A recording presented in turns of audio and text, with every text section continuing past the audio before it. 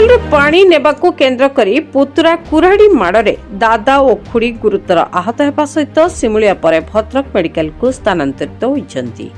सूचना अनुसार बालेश्वर जिला सिमुलिया थाना अंतर्गत कन्हेबिंदा पंचायत चंडीघर ग्रामर पुतुरा अनंत जेना ट्यूबवेल पानी नेबाकू केन्द्र करी उत्क्षिप्त होई दादा कृपा सिंधु जेना और खुड़ी सारथी जेना को एक कुराड़ी साहाय्य आक्रमण करी रक्ताक्त करि पकाइथिले। परिवार लोके गुरुतर अवस्था दुई जन को चिकित्सा निमंते सिमुलिया स्वास्थ्य केन्द्र रे भर्ती करथिले।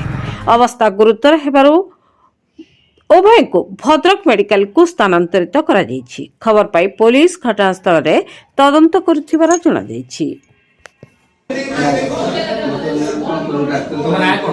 कृपा सिंह जेना कौन है सब किए अटैक कला ये अटैक कला हो मो पुतुरा कौन भाई ये हो जी मते हो जी कहला हो जी ट्यूब बंद कर दी भाई मो स्त्री मु कहली मो बाप हो जी ट्यूब करती तू मो बाप रो पुओ नी तो भाई हो जी मोर पुओ ना मो भाई हो जी मोर तो भाई मरी ना तो बाप मरी मु हो जी तम बाखर हो जी बाप मत फट गिना कहला क्या करी मो स्त्री जानला मत हाणला